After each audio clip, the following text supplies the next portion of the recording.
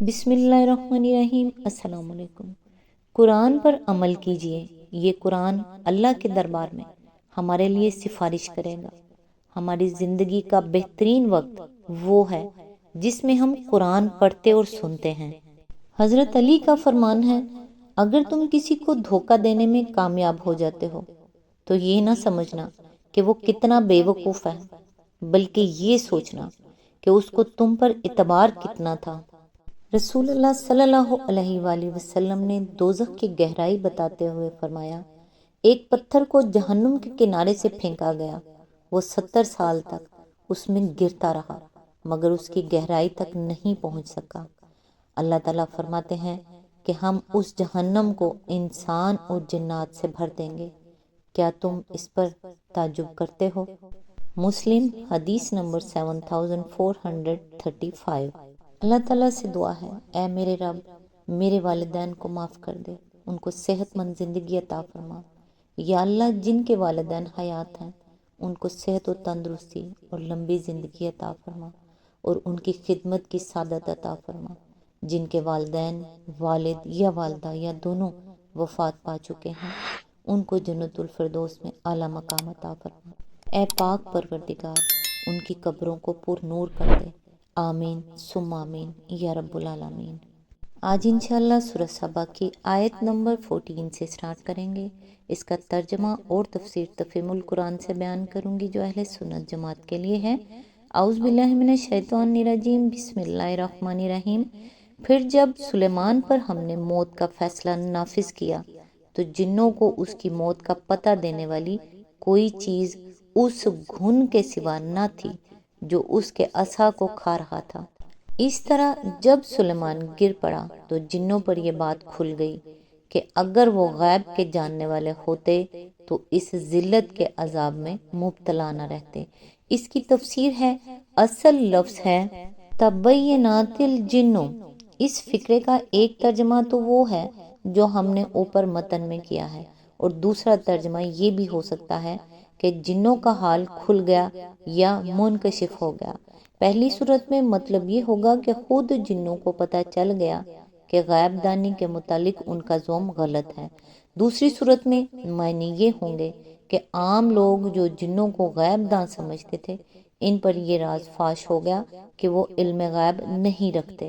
موجودہ زمانے کے بعض مفسرین نے اس کی یہ تعویل کی ہے کہ حضرت سلیمان علیہ السلام کا بیٹا رجوعام چونکہ نالائق اور عیش پسند تھا اور خوشامدی مصاحبوں میں گھرا ہوا تھا، اس لیے اپنے جلیل القدر والد کی وفات کے بعد وہ اس بار عظیم کو نہ سنبھال سکا جو اس پر آ پڑا تھا۔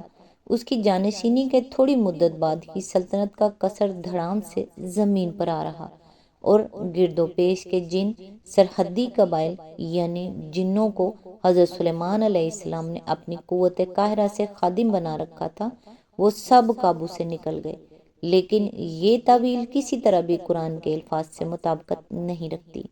قرآن کے الفاظ جو نقشہ ہمارے سامنے پیش کر رہے ہیں وہ یہ ہے کہ حضرت سلیمان علیہ السلام پر ایسی حالت میں موت طاری ہوئی جبکہ وہ ایک عصا کے سہارے کھڑے یا بیٹھے تھے۔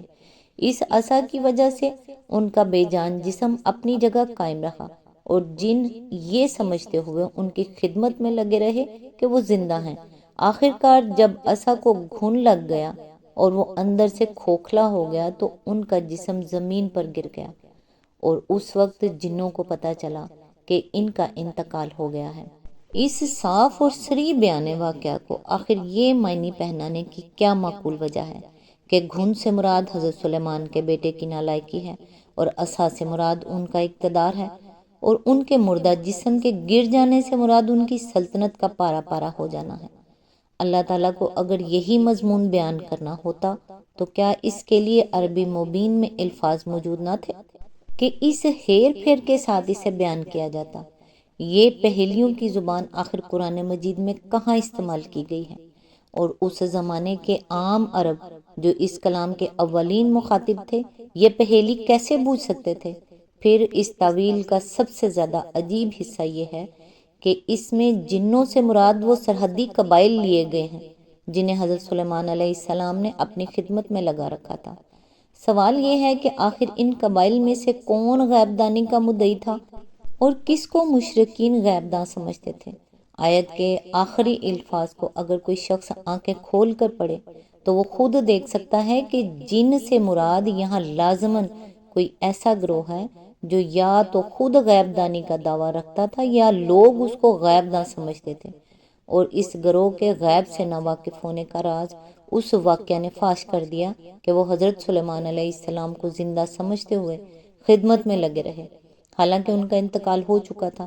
قرآن مجید کا یہ بیان اس کے لیے کافی تھا کہ ایک ایسا ایماندار آدمی اس کو دیکھ کر اپنے اس خیال پر نظر ثانی کر لیتا کہ جن سے مراد سرحدی قبائل ہیں، لیکن جو لوگ مادہ پرست دنیا کے سامنے جن نامی ایک پوشیدہ مخلوق کا وجود تسلیم کرتے ہوئے شرماتے ہیں، وہ قرآن کی اس تصریح کے باوجود اپنی طویل پر مصر ہیں۔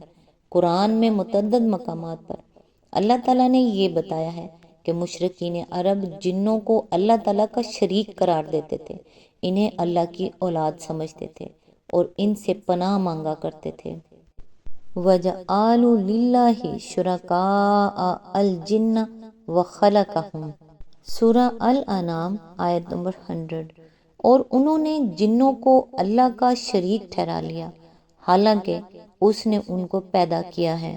وَجَعَلُوا بَيْنَهُ وَبَيْنَ الْجِنَّةِ نَسَبًا، سورہ الصفات آیت نمبر 158۔ اور انہوں نے اللہ کے اور جنوں کے درمیان نسبی تعلق تجویز کر لیا۔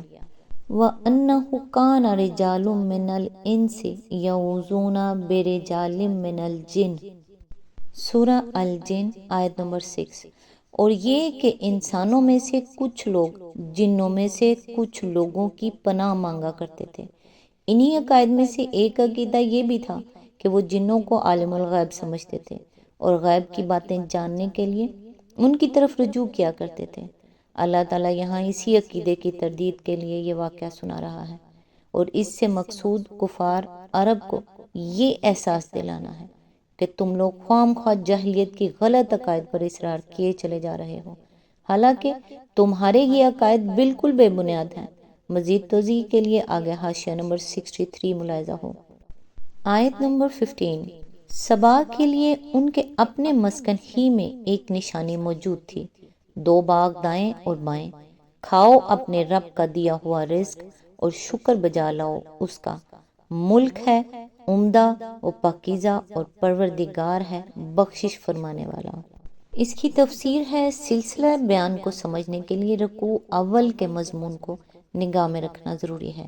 اس میں یہ بتایا گیا ہے کہ کفار عرب آخرت کی آمد کو بعید العقل سمجھتے اور جو رسول اس عقیدے کو پیش کر رہا تھا اس کے متعلق کھلم کھلا یہ کہہ رہے تھے کہ ایسی عجیب باتیں کرنے والا آدمی یا تو مجنون ہو سکتا ہے یا پھر وہ جان بوجھ کر افترا پردازی کر رہا ہے۔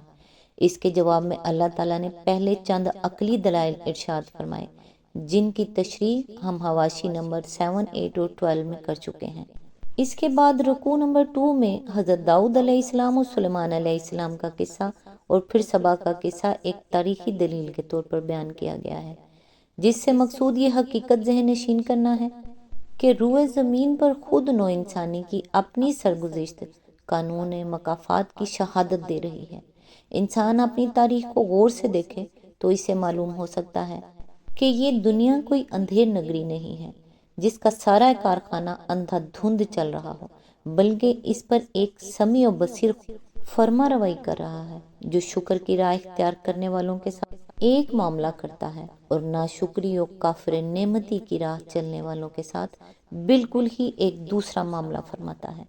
کوئی سبق لینا چاہے تو اسی تاریخ سے یہ سبق لے سکتا ہے کہ جس خدا کی سلطنت کا یہ مزاج ہے اس کی خدائی میں نیکی اور بدی کا انجام کبھی یکساں نہیں ہو سکتا۔ اس کے عدل و انصاف کا لازمی تقاضا یہ ہے کہ ایک وقت ایسا آئے جب نیکی کا پورا اجر اور بدی کا پورا بدلہ دیا جائے۔